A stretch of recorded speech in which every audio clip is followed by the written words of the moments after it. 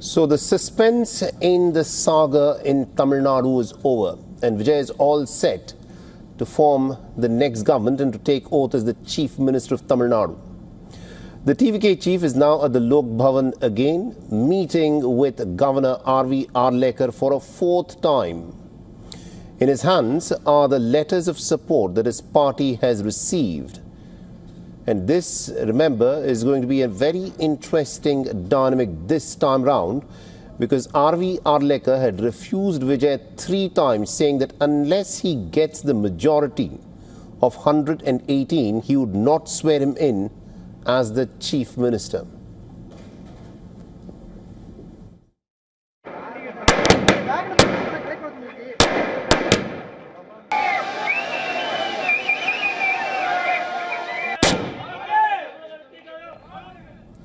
And outside the TVK headquarters in Chennai, the party workers and supporters are celebrating. They burst firecrackers and also raised party slogans.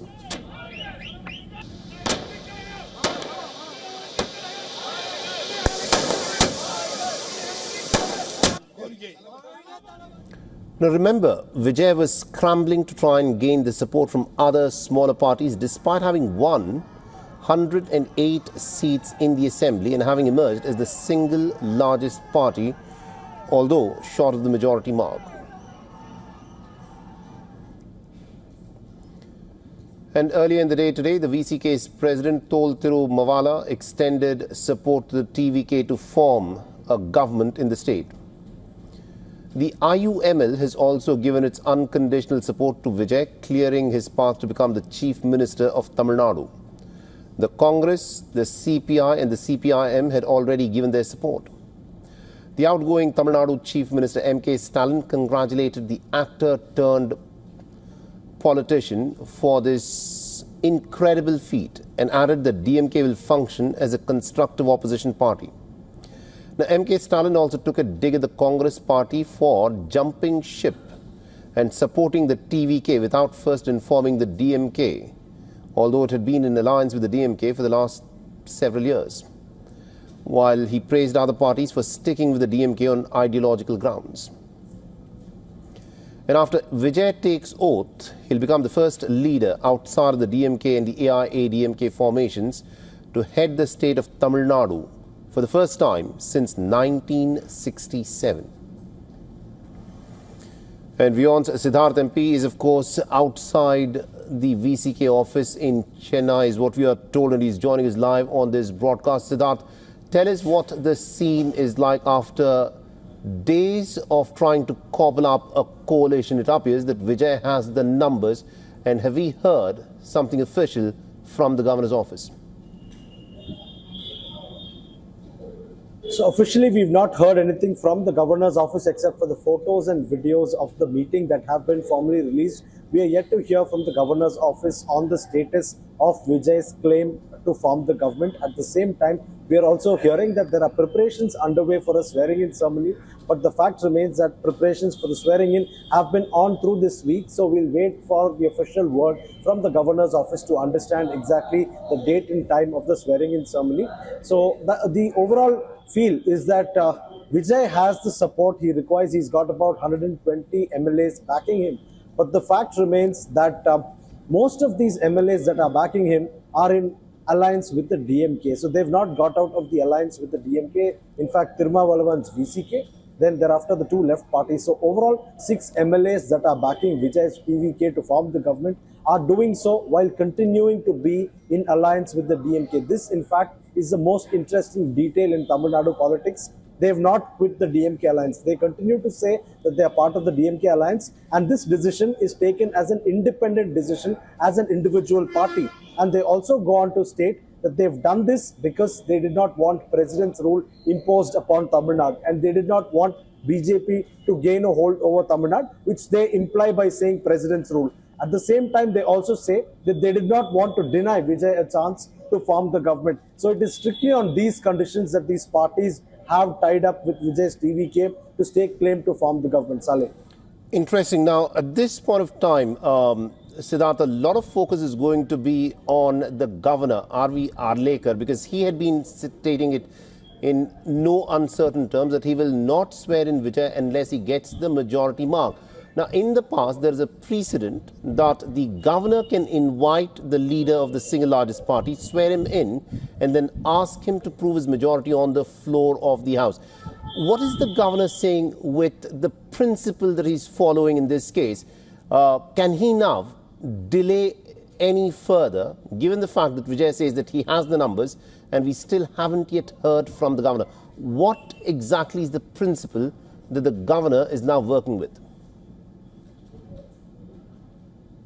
See, the governor had stated on one previous instance that he wanted a stable government to be formed in Tamil Nadu, and it is on that basis that he wanted the numbers to be shown. And we're also given to understand, of course, that there were some errors in the way that the TVK approached this whole process. And because of some procedural lapses and errors, the numbers were not convincing enough. So this is what we're given to understand. Of course, it's hard to go into the details without clear-cut evidence and written proof of the documents. But the fact is, there is a buzz that they did not follow due procedure. There were some errors, and which is why these lapses have been taking place all this while. And now, finally, the numbers are there. In fact, the Raj Bhavan's original communication mentioned that, in fact, the only communication that is, it mentioned that numbers are mandatory, and without that being established, you cannot stake claim to form the government. So there has been some sort of miscommunication or some sort of error in the procedure that the TVK seems to have followed. And perhaps that's why the governor has taken such a call. Of course, there has also been controversy over the governor's stance. The Congress, remember, conducted a protest just yesterday in Chennai city,